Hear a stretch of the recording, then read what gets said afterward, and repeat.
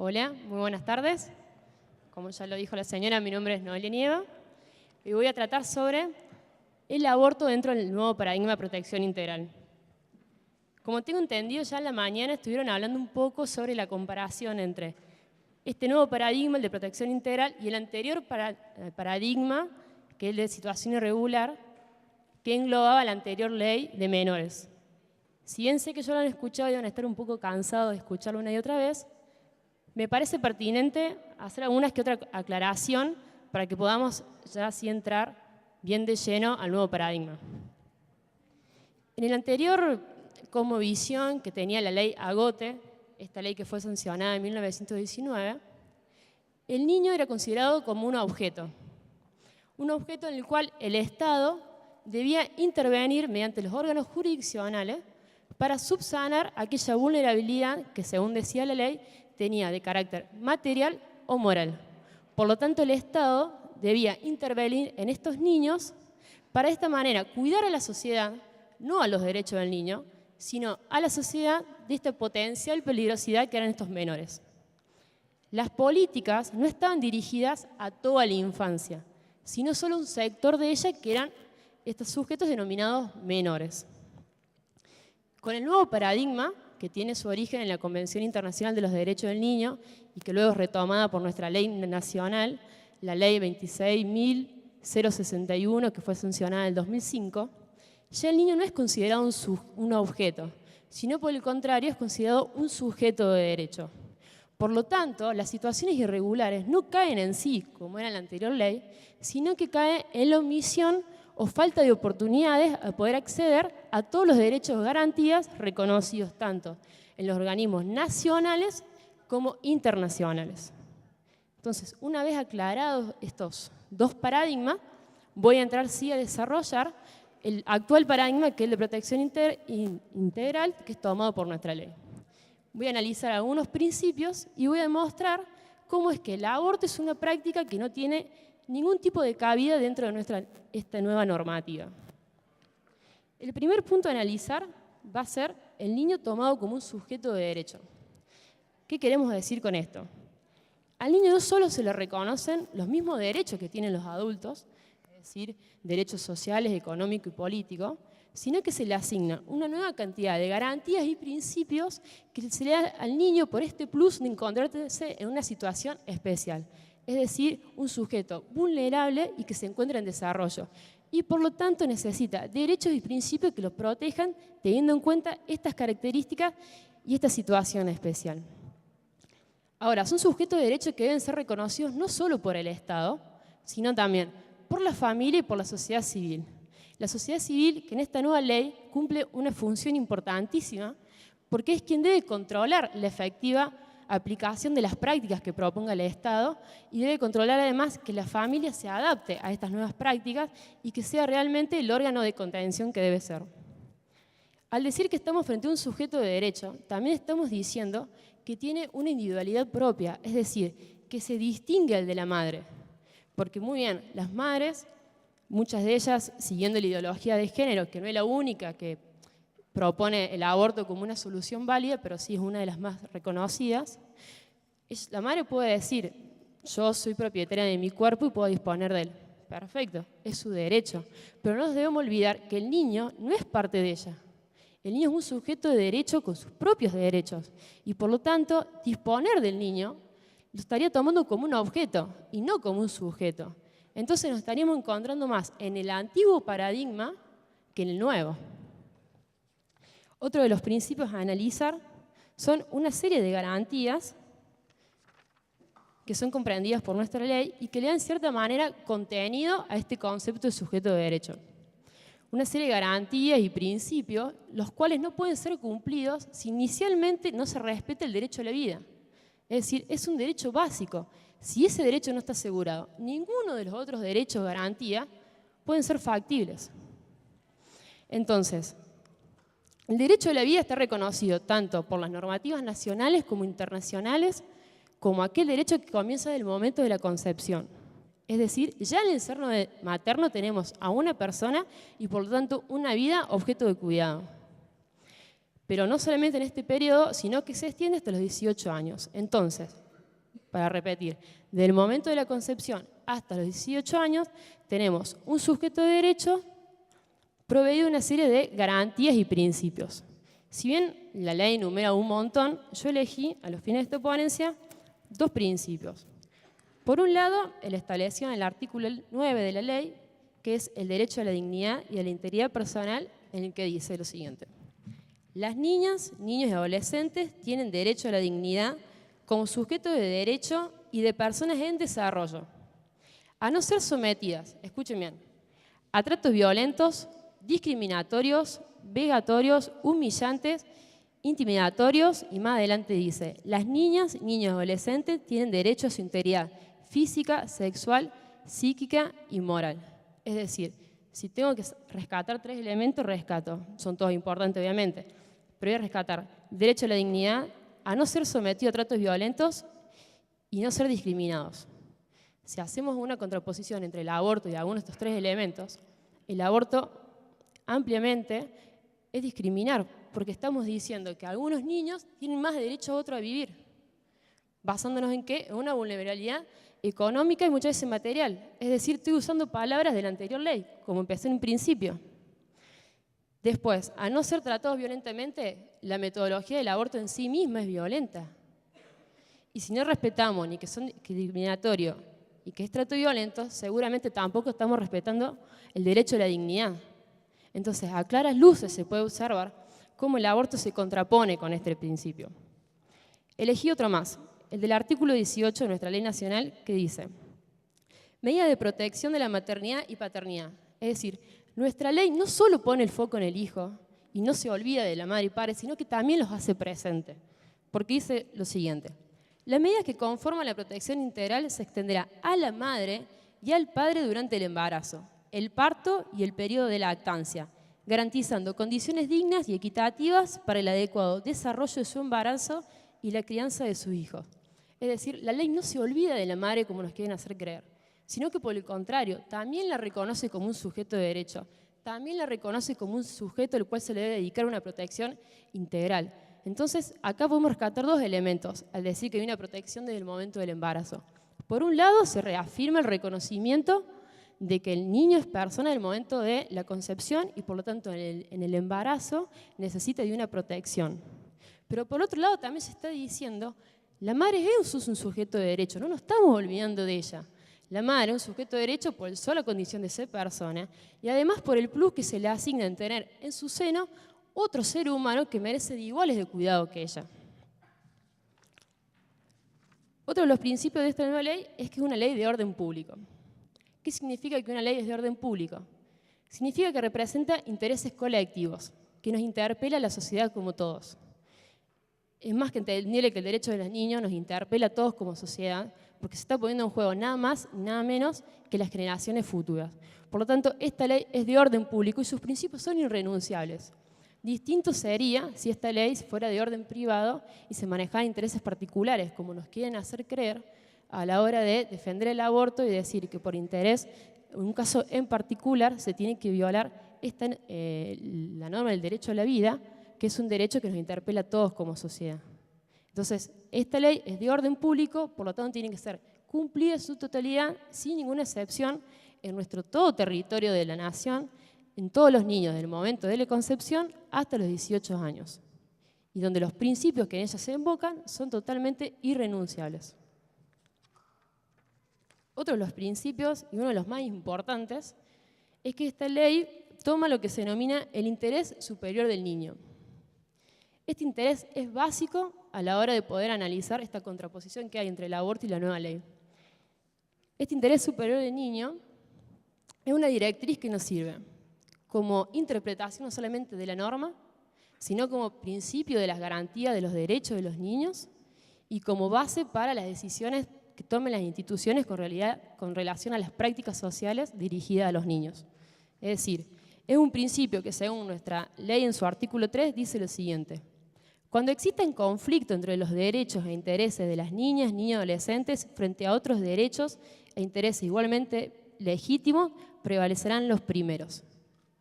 Repito, cuando haya conflictos entre algún interés igualmente legítimo, pero contra un interés del niño debe prevalecer el derecho del niño.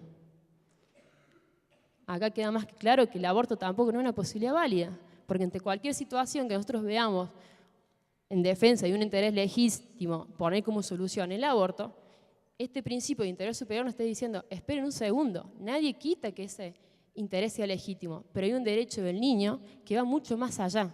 Y no es un mucho más allá caprichoso, sino que justamente tiene en cuenta toda esta vulnerabilidad que rodea al niño y que hace que merezca una protección mayor. Por lo tanto, podemos decir que este interés superior es la máxima satisfacción integral y simultánea de los derechos y garantías establecidos en nuestra ley. Otro de los principios, y ya voy terminando, es la universalidad. Es decir, en la anterior ley dijimos que estaba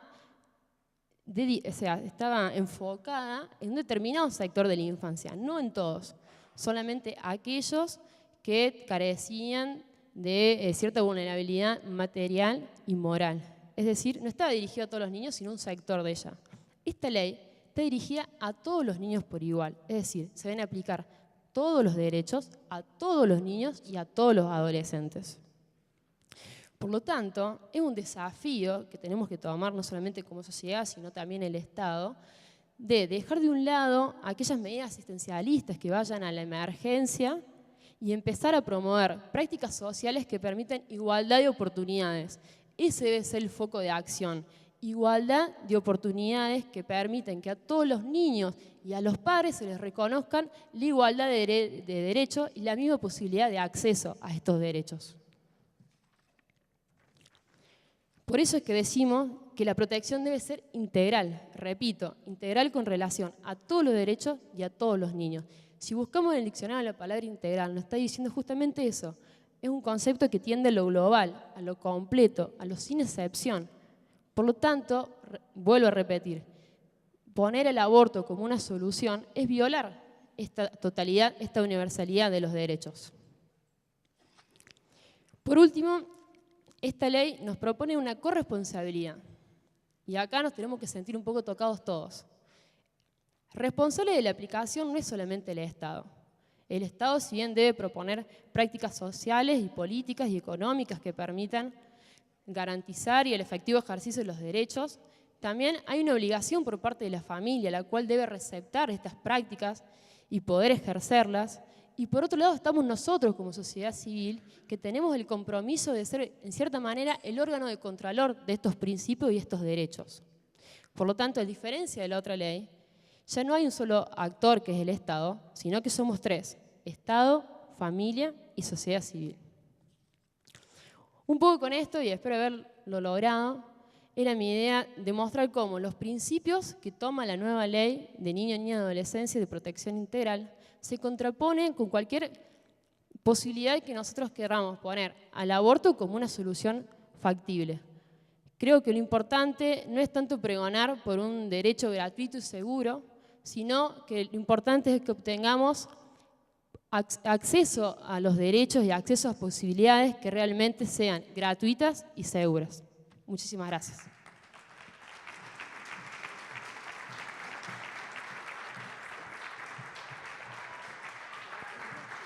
Quedó aprendido. Le damos un fuerte aplauso, le agradecemos a nuestra ponente su presentación y le pedimos a quienes van a exponer en el foro número 2, si pueden subir, para presentarlos también.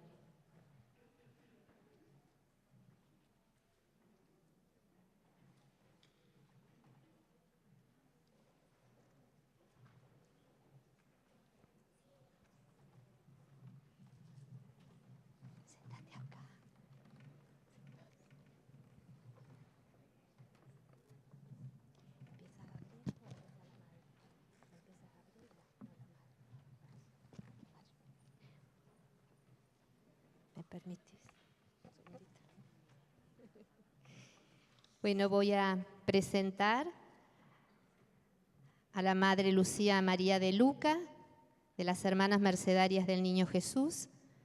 Ella es magíster en educación, licenciada en Ciencias de la Educación y profesora de matemática y física, como quiso que agregáramos. Se ve que su amor de profesora está.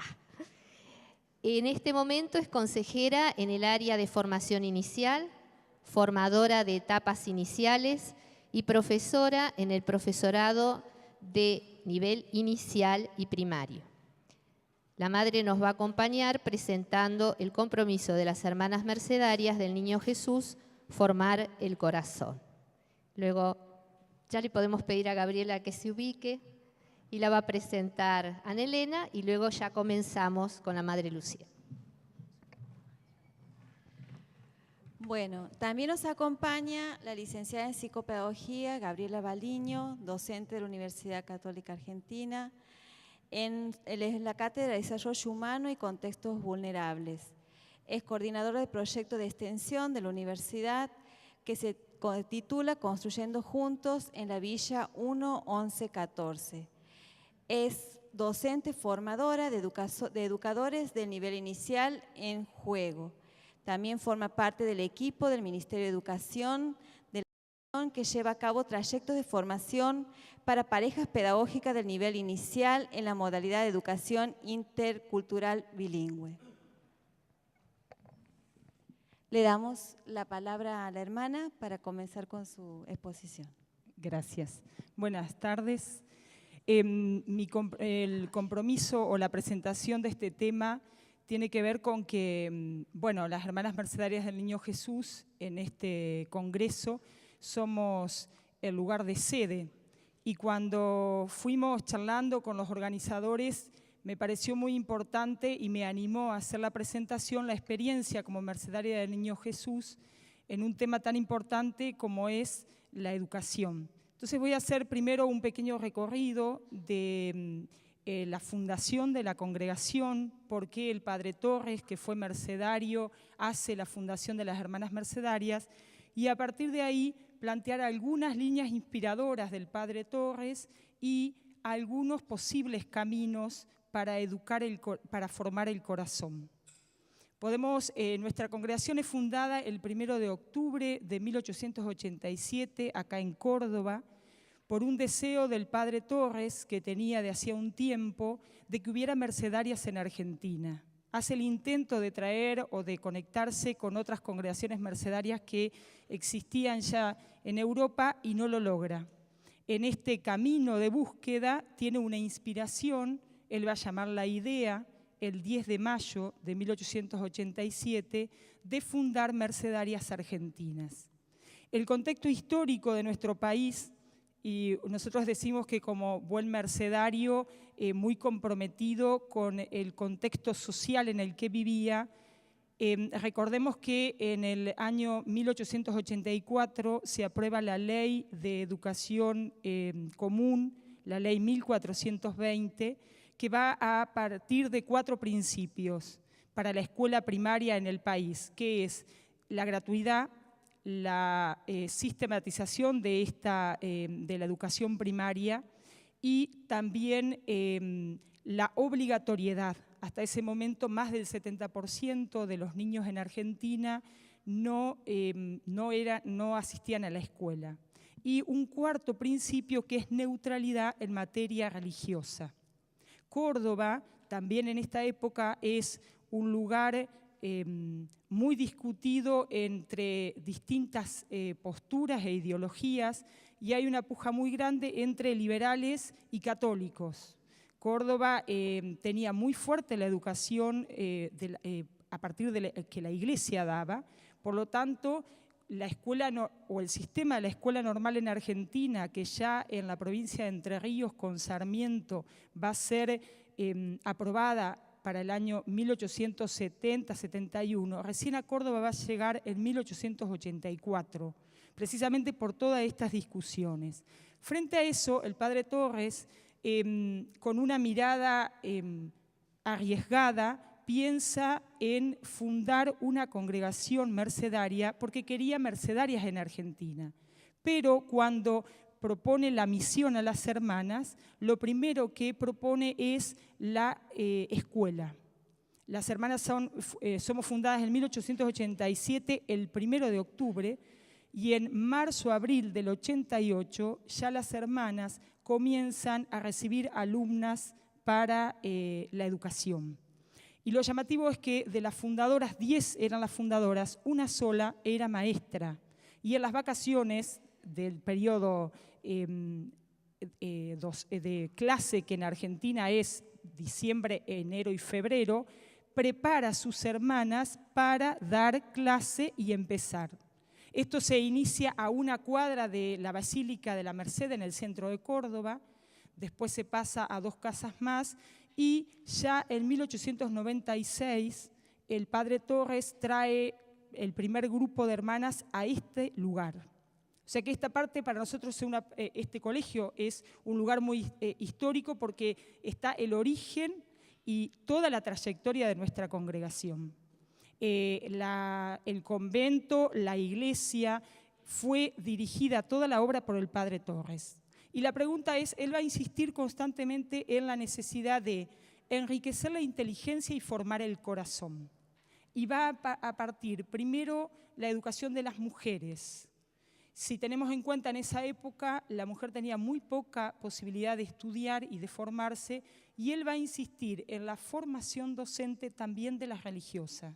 Hay registro que las hermanas nuestras fueron a estudiar a la escuela normal, que para ese momento era algo de muy avanzado y además como impensable que personas que ya se estaban preparando para la vida religiosa salieran a formarse como maestra. También en esto, este colegio tiene un momento histórico. En 1922 ya esta escuela tiene la posibilidad de ser adscrita a la escuela normal. Hasta ese momento en Argentina los títulos válidos para ser docente o para ser maestras era el título de la escuela normal. Primero, las hermanas y las alumnas tienen que ir a rendir todo a la escuela normal.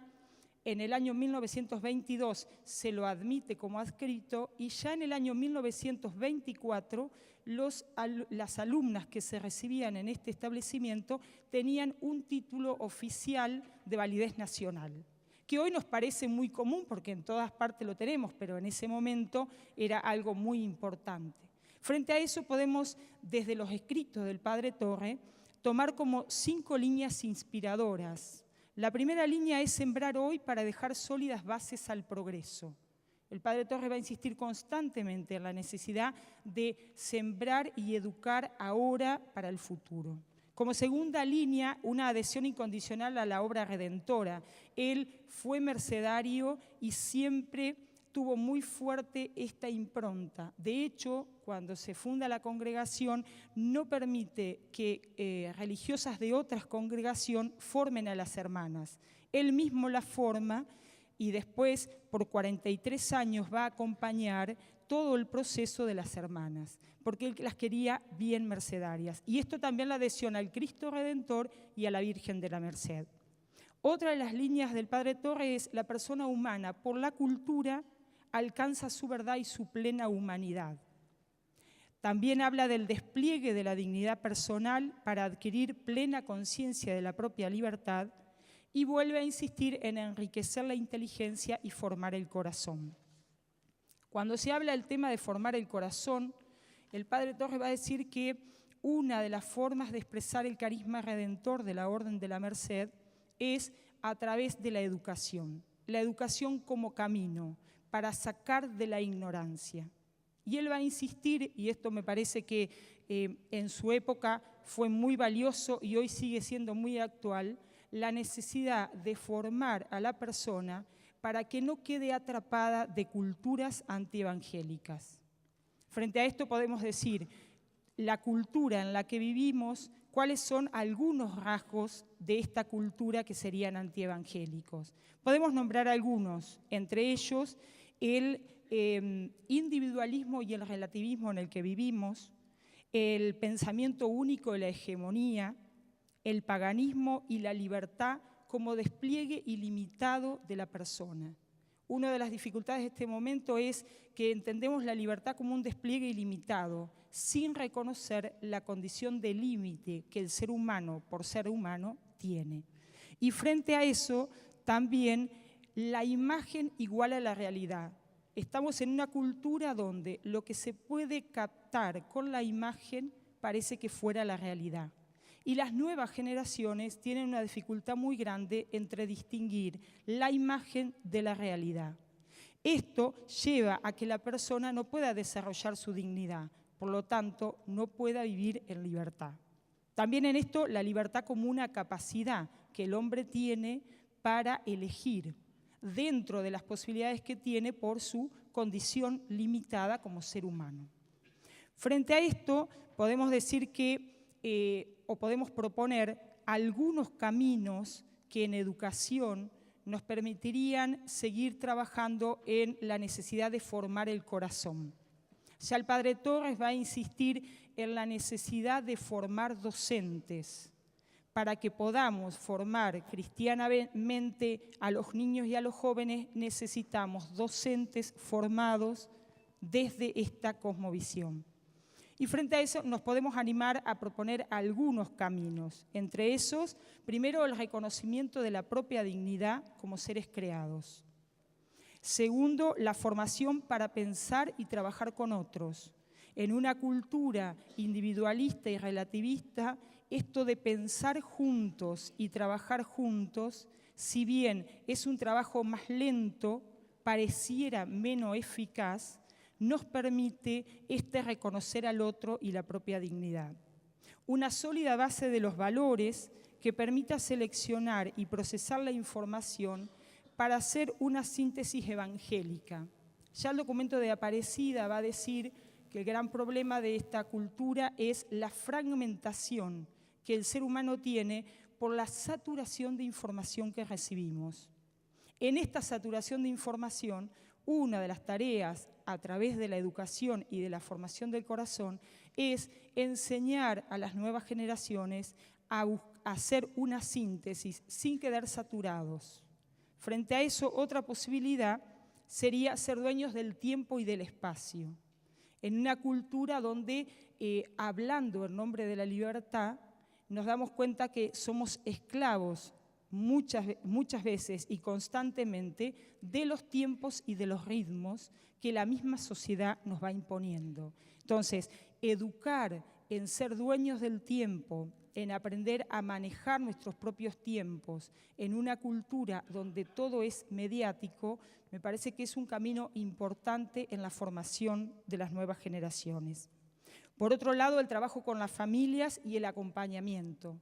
En una cultura que necesita, o personas que en esta cultura cada vez están más solas, la necesidad de escuchar y de trabajar con las familias. En algunas ponencias anteriores se decía la necesidad de recuperar estos valores familiares. A lo largo de la historia de la congregación, los orígenes, tuvimos muchas chicas internas, porque era la única posibilidad que estudiaran en la ciudad era venir y vivir acá.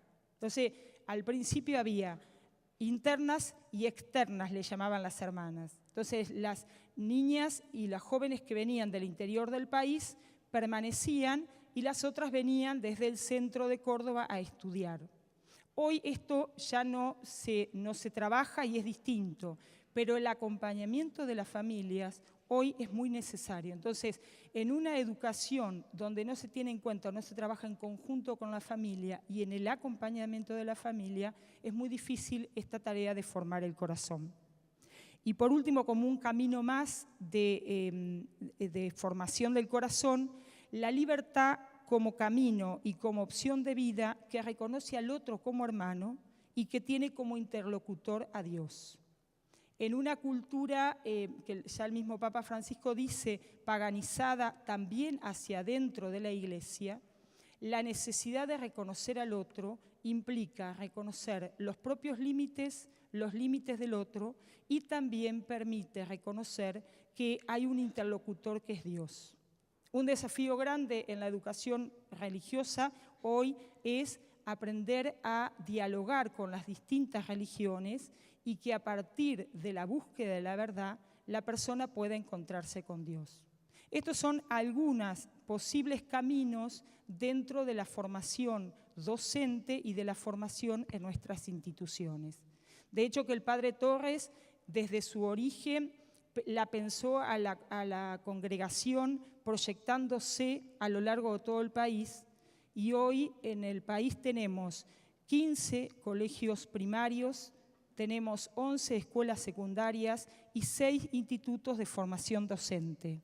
Como lo más fuerte, también el padre Torres va a decir que no nos quedemos solamente en la educación o en los colegios, sino que también la educación se proyectó en otros ámbitos, como hogares de menores, como el trabajo con las mujeres, que en realidad, si bien están planteados por el padre Torres, a lo largo de la historia se ha trabajado fuertemente en la educación, porque él insistía en que la cultura permitía al hombre encontrarse con su verdad y con su plena humanidad, y también a partir de esta cultura que la persona pueda educar a otros. Su gran preocupación era educar, y para educar hay que primero formarse. Entonces, este es el legado que nos ha dejado. Para nosotros es muy importante esta parte, y si bien tenemos algunas obras de proyección social que tiene que ver con una formación tal vez no sistemática,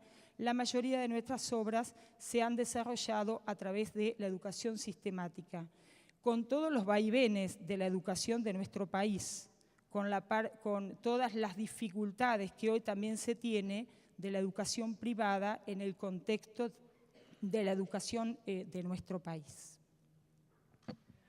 Le damos un fuerte aplauso a la Madre Lucía. Le agradecemos que nos haya ayudado a pensar los desafíos de la educación hoy a la luz de una memoria viva.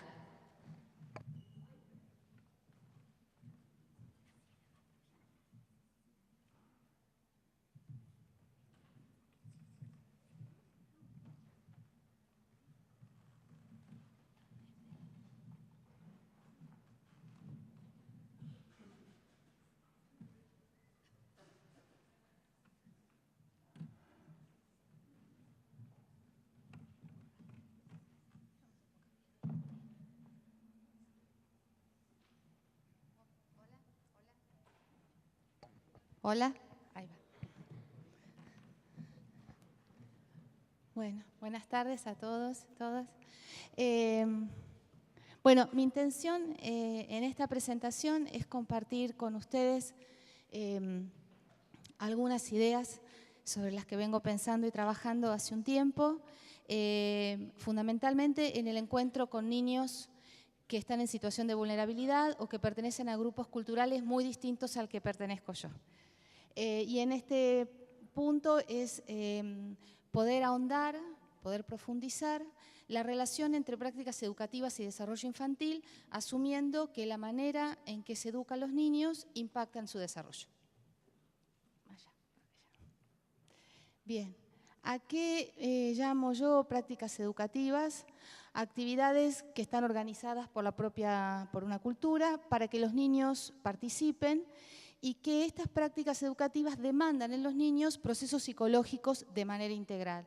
Cuando hablamos de procesos psicológicos, estamos hablando de multiplicidad de procesos que son tipo de entrenamiento, procesos emocionales, de encuentro, relaciones interpersonales, la posibilidad de la regulación del comportamiento en el encuentro con otros. En este sentido, cualquier práctica educativa implica multiplicidad de procesos. Por ejemplo, si un papá le enseña a su niño a bañar al perro, en esa actividad, que es una actividad muy cotidiana y muy casera, el niño tiene que focalizar su atención, tiene que escuchar a su papá, tiene que poder comparar su propia posición corporal con respecto al papá, tiene que aprender a regular la salida del agua. Hay una cantidad de procesos muy sofisticados, pero que muchas veces están desestimados. Mi intención es poder empezar a mirar la riqueza que tienen para el desarrollo humano.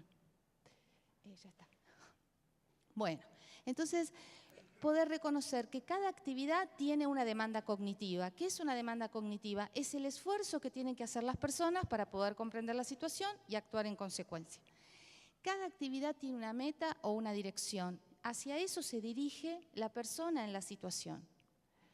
Implican distintos campos de conocimiento.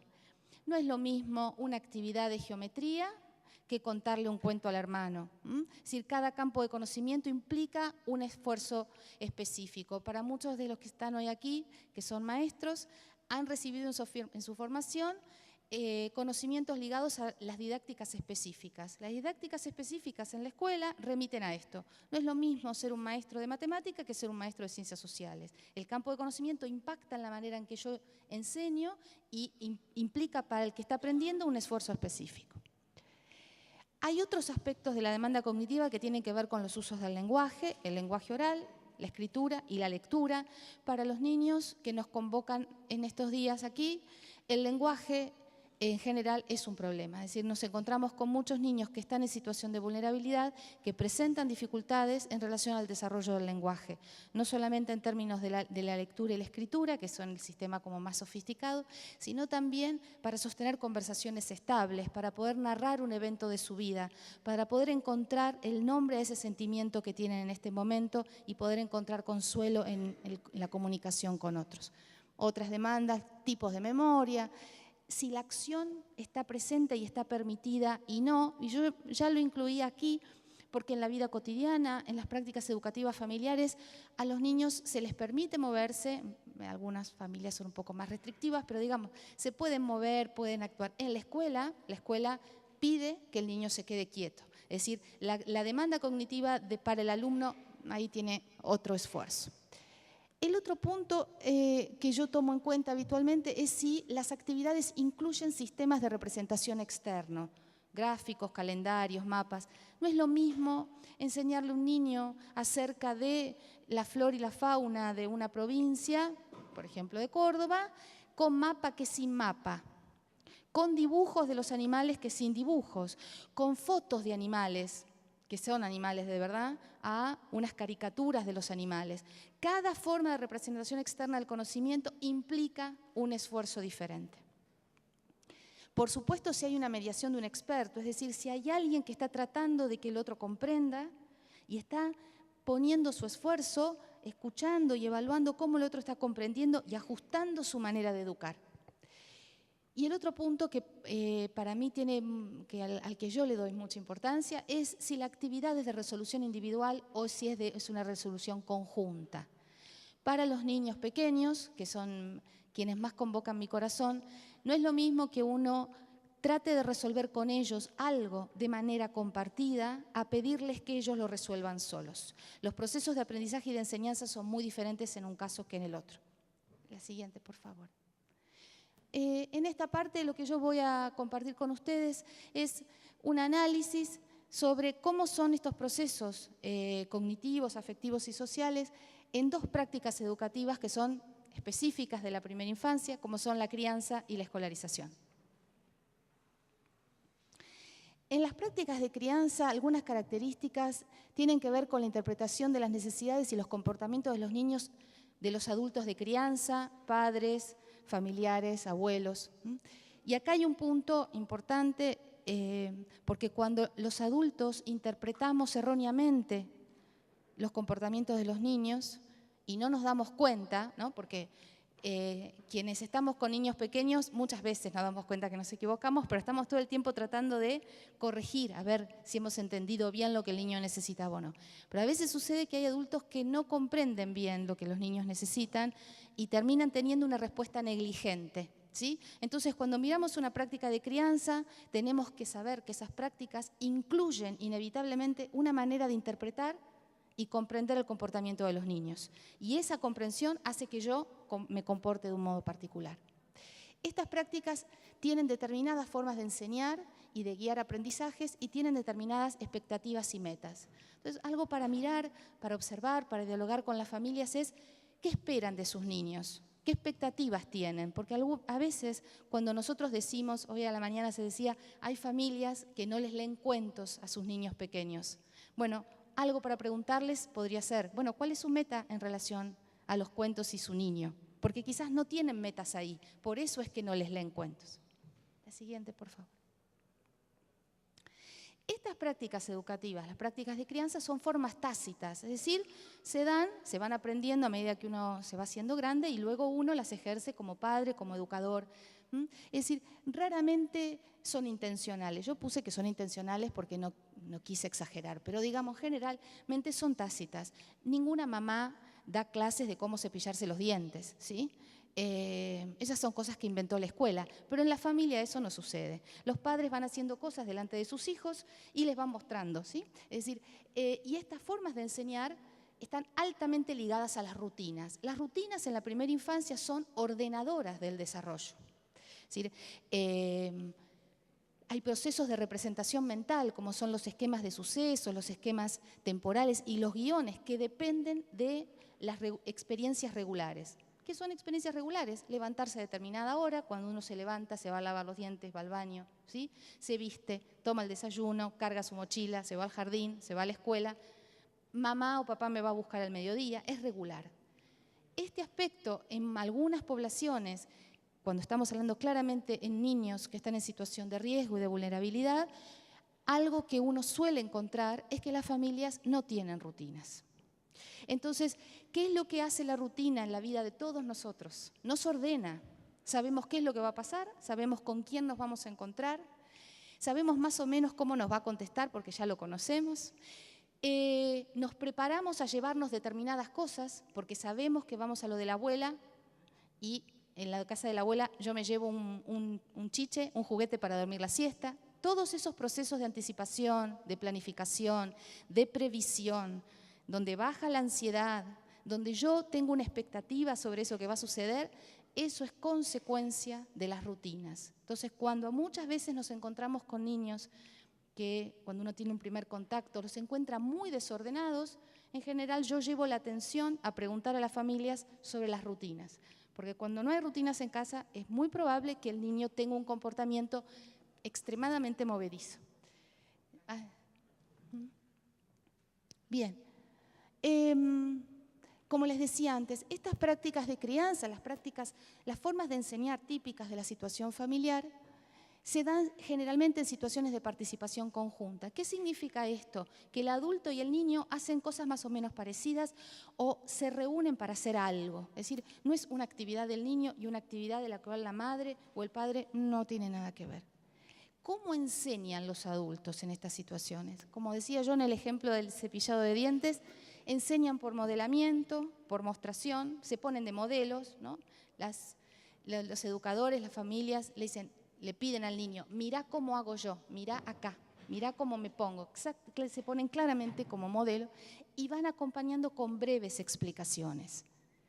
¿Y cómo son los procesos de aprendizaje para los niños? Están altamente ligados al proceso de imitación. El niño mira y hace como hace el papá, el tío, la abuela, la mamá, observa. Hay ensayos sucesivos, esto es muy importante. En estos procesos de enseñanza, las familias van dejando que el niño pruebe una y otra vez, a veces tenemos muchísima paciencia de años, ¿no? Para que se aprendan a atar los cordones, para que se enjuaguen bien el pelo, ¿sí? Para que lleven la ropa al lugar de la ropa sucia. Hay sucesivos ensayos. ¿Por qué? Porque la expectativa en estos procesos es que el niño progrese en autonomía. Entonces, yo les voy a pedir que estas ideas que yo compartí con ustedes las mantengan en su memoria porque ahora prontamente pasamos a la escuela y vamos a ver que la escuela pide otras cosas, nada que ver, ¿sí? Bien, ¿qué hace la escuela? La escuela tiene otra manera de enseñar. Todo es expositivo, o sea, todo el tiempo se habla, no se muestra, no se ve con buenos ojos los ensayos sucesivos, 2 o 3 sí, pero 3 años, ¿no? Digo, uno en otras circunstancias. 5 minutos, pero yo creo que empecé recién. Bueno, uno da muchos años para practicar, para aprender algo y sin embargo aquí en la escuela todo tiene que ser más rápido. El otro punto es el valor, la dependencia absoluta a la escritura y la lectura. Un niño que no puede ordenar su pensamiento a través de la lectura y la escritura no puede aprender nada en la escuela. No hay otra manera de aprenderlo. Es todo a través de estos dos sistemas. El otro punto es el adulto no hace lo mismo que el niño. El maestro enseña y no lo hace con el niño. Puede ayudar a un niño en particular, pero no lo hace conjuntamente. Entonces, ¿qué implica esto? es reconocer que los procesos de aprendizaje en la escuela tienen su especificidad. Por eso los autores hablan de aprendizaje escolar. Ya no se puede hablar de un aprendizaje en general, porque lo que hace la escuela es pedir que los niños aprendan de un modo particular, en donde el uso del lenguaje y la memoria y este tema de la resolución individual es un aspecto central de los procesos de escolarización. Sí, por favor. Entonces, teniendo claro esto, la manera en que enseñamos impacta en la manera en que se desarrolla integralmente la persona. No es un tema de estimulación, es un tema de dirección. El niño en la casa aprende a usar el lenguaje, la memoria, la planificación, la anticipación de un modo particular y en la escuela, de otro modo totalmente diferente. Para muchos de los niños que están en situación de pobreza, los procesos de enseñanza familiar no guardan relación con los procesos de enseñanza escolar. No hay continuidad entre un contexto de enseñanza y el otro. Y muchos de los autores encuentran ahí, en esa discontinuidad, la causa del fracaso escolar. Es decir, la familia educa para que ese niño sea alguien que no se ajusta exactamente al modelo de alumno que tiene la escuela. Por favor. Entonces, ¿qué hacemos acá? Mi presentación, ¿yo qué hice? ¿No? Habitualmente, cuando los psicopedagogos hablamos de los niños y del desarrollo, en general la unidad de análisis es el niño. Como ustedes se dieron cuenta, yo no miré al niño, yo miré a la situación. Es decir, lo que hacemos los grandes con los niños para que los niños sean quienes son hoy.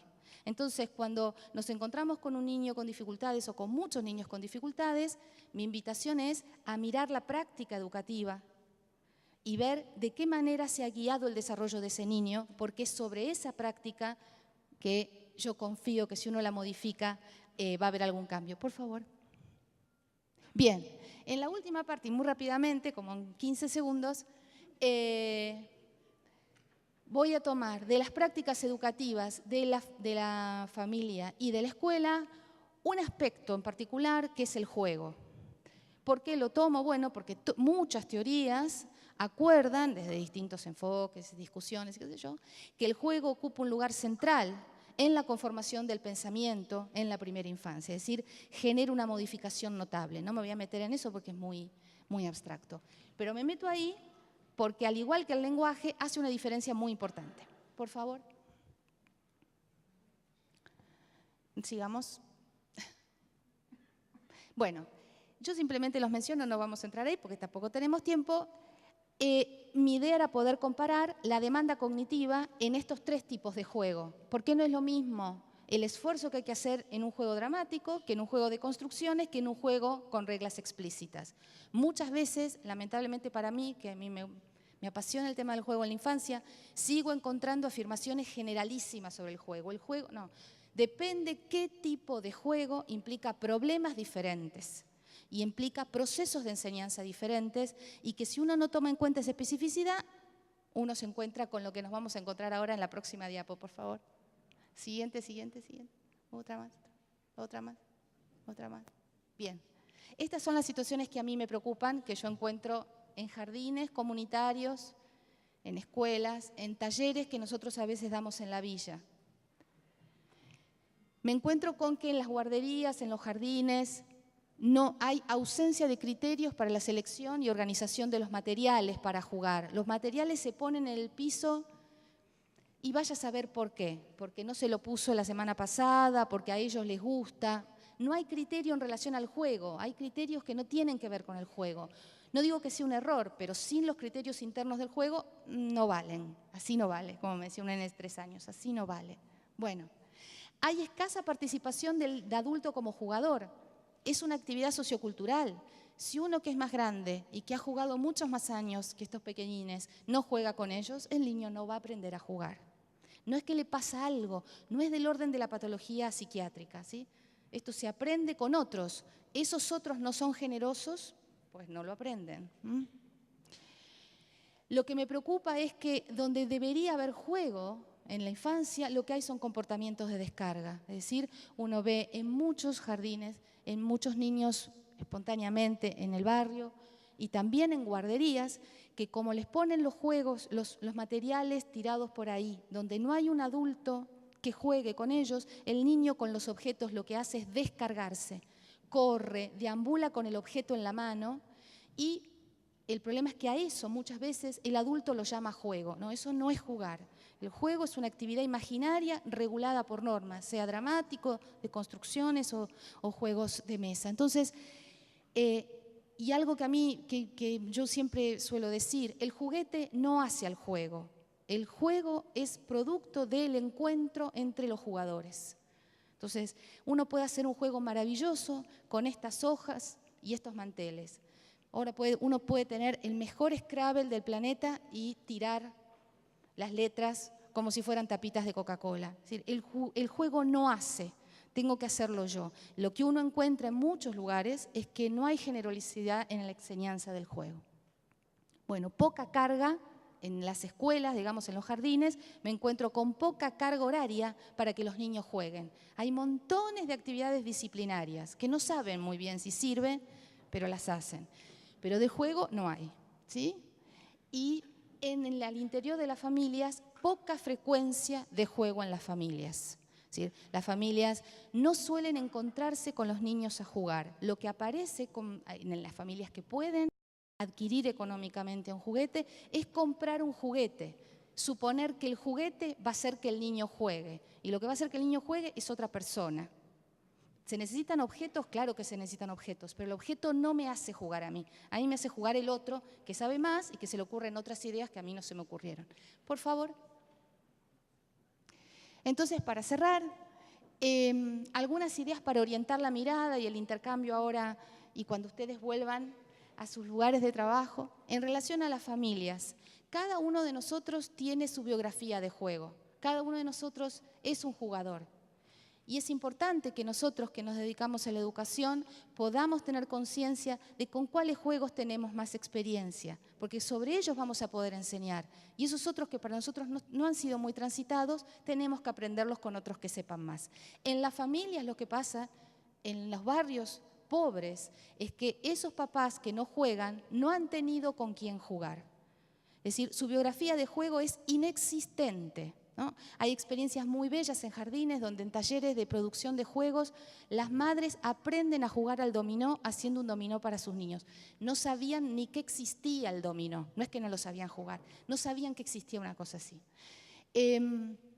Y poder pensar entonces en los materiales que tienen, en el espacio, en el tiempo. Hoy a la mañana Yanina Tuñón hablaba del hacinamiento. En una familia que vive en situación de hacinamiento no hay lugar para jugar. En las villas, en la ciudad de Buenos Aires, en los pasillos no se puede jugar. En esos barrios no hay plazas donde jugar.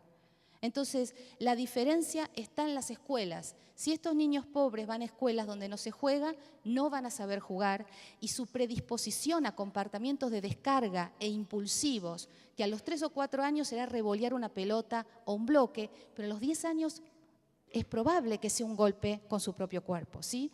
Entonces, el juego hace también eso, que yo regule mi impulso, que regule mi percepción. Y en relación a los jardines, mi pedido, siempre mi pedido, es que haya más espacio para el juego de manera regular, ¿no? También tiene que ser una rutina. Cuando los chicos saben que su salita se juega, ellos aprenden a organizarse. Ahora, cuando el juego es para esperar al profesor de educación física, les tiramos unos bloques para que se entretengan, el niño no aprende a jugar. Muchas gracias.